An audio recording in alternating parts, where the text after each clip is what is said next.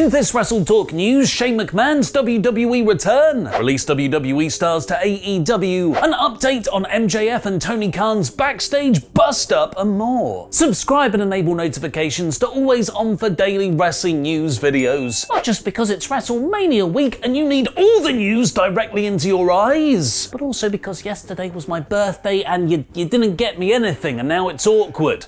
And the only way to get past that awkwardness is by subscribing. Okay? Support WrestleTalk!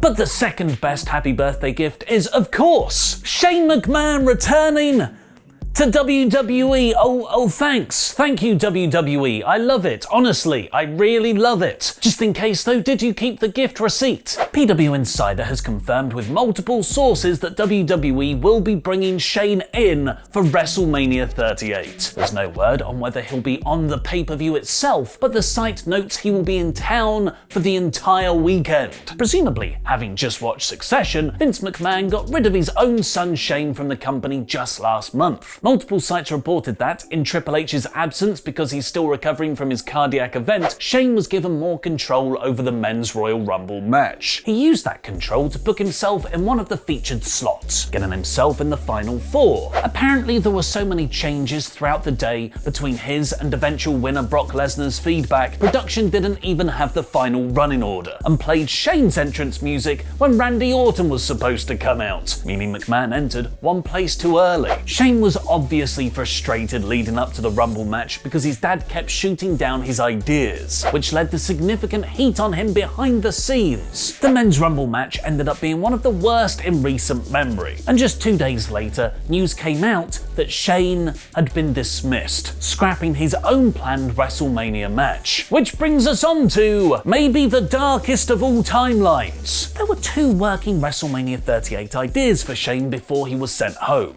Number 1. Wrestling a match against Austin Theory, tying into Vince taking the young wrestler under his wing since Survivor Series and The Egg, presumably with my father's approval as the special guest referee. Or B.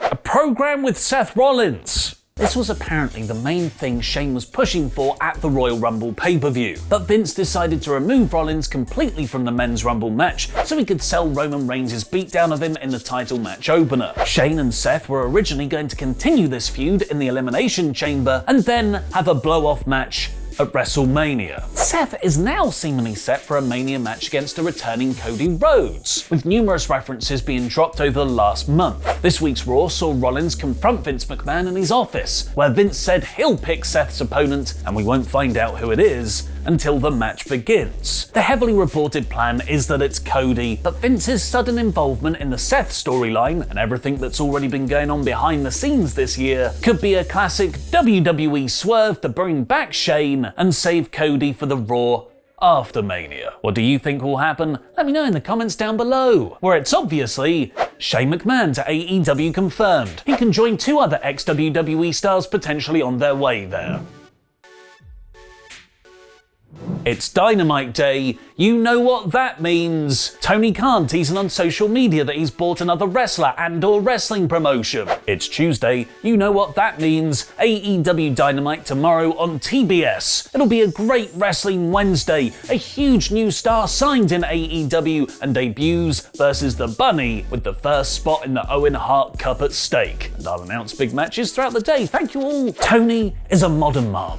Not only does he run AEW, co-own the Jacksonville Jaguars and Fulham Football Club, is relaunching Ring of Honor, runs his own sports analytics company, and apparently video edits AEW Dark, he also has time to correct people on Twitter, where AliBazzy9 replied to Tony's tweet, "Wednesday you mean? Ha ha ha ha ha ha." So Tony shot back, 11:59 Tuesday night, you dumbass. I added the dumbass. In your face, AliBazzy! You were incorrect by a whole minute, you idiot! Anyway, in that tweet that was definitely sent on Tuesday, Tony teased a huge new star to AEW confirmed. Unless we're finally getting Wyndham Rotunda versus The Bunny, this will likely be a lady wrestler, which Fightful Select have two potential candidates. Sean Ross Sapp is reporting there is significant interest from AEW in bringing in Toni Storm, to the point that several talent outright expect her to land with the company sooner than later, there were numerous wrestlers in the company pushing for her to be brought in. Storm signed an NXT UK contract back in 2018 and was called up to SmackDown in July last year, but she was quickly hit with the problem most NXT debuts experience: WWE not having any actual plans for her. She lost to Zelina Vega in the first round of the Queen's Crown tournament, remember that? Featured in the Survivor Series elimination match, and then had a half-hearted women's title program against Charlotte Flair. She was granted her release on the 29th of December, apparently quitting after a live event because of burnout. If that release came with a 90-day non-compete clause, that would have expired yesterday, the 29th of March, meaning today is the first day she can show up for any other wrestling promotion she likes, like maybe tonight's episode of AEW Dynamite. Fightful notes there have also been light talks and gauging interest between AEW and another recently released WWE wrestler, Ember Moon, who now goes by the name Athena. Apparently the two sides had a feeling out process back when WWE first let her go back in November. That said, Fightful write there doesn't seem to be a sense of urgency to lock her down, implying she could be a future debut for the company, especially as she's already made her return to wrestling, drawing against Thunder Rosa for the Warrior Wrestling Women's Championship on the 12th of February. Storm's timeline fits far better with the AEW debut advertised for tonight. The other name mentioned was Nixon Newell, who wrestled in NXT as Tegan Knox and was released by WWE on the 18th of November, just a month after being drafted to Raw, which she never appeared on. Fightful report that while she is a top free agent, she has experienced visa issues that might be delaying her working for another North American promotion. But while Tony's trying to sign more women, he might want to also focus on what he's got right in front of him with MJF. As Pete detailed yesterday, AEW owner Tony Khan had a heated discussion with one of his main event stars, MJF, over the weekend. This came after MJF did an interview with top sports journalist Ariel Helwani, the same guy who gave WWE president Nick Khan his first public interview last summer. MJF carried out the interview in character, as usual, mentioning how his AEW contract is up in 2024 and teased jumping ship to WWE. As usual. Although the discussion left both men frustrated, the Wrestling Observer followed up, saying the issues between them are now said to be settled. And while Fightful has corroborated that, saying Tony and Max remain good friends and this was just a minor speed bump, there does seem to be a very real problem beneath this. From AEW's side, their issue was with the way the interview came out. Helwani is one of the biggest players in MMA and wrestling journalism, yet Tony and AEW's PR team didn't know about it until it was published. They would have more than likely approved the interview if asked, but AEW can't set a precedent of letting wrestlers do what they want. But from MJF's side, there might be something far more significant. Fightful added on their backstage report that he's frustrated about his contract and wants to be paid more. Max constantly brings up how he's going to make both AEW and WWE bid for him when he's a free agent in 2024, as he should do. He's one of the biggest stars in wrestling. But until now, that's always seemed to have come from a place of working the fans. Surely he'll stay with AEW forever, right?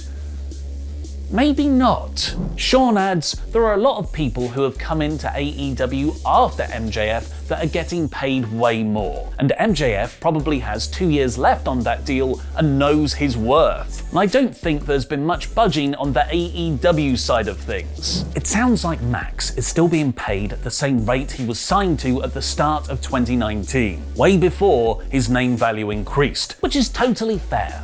That's the amount AEW signed him for. Max knew what he was getting into for the 5-year term. However, sometimes it's better to keep your top talent sweet and up their pay based on their elevated position on the card early. It sounds like MJF is a main eventer working on lower mid-card pay. That disparity can breed resentment over time and make the eventual contract negotiations take place on a less stable, more emotional footing. Take heed of the example of Cody and lock down Max's future now. But with that said, in the Helwani interview, MJF said there is no chance he would sign an extension in June next year if it was offered to him, because he wants to play both sides off each other to see his true market worth. Now watch our 10 secrets hidden on WWE DVDs over on Parts for Known. Easter's almost here, and I don't know if you guys know this, but the Easter Bunny doesn't just leave its eggs around your living room and in Tenelier Tavant's collection. There are also a big ol' bunch of Easter eggs hidden within WWE DVDs. Remember DVDs? Remember physical media?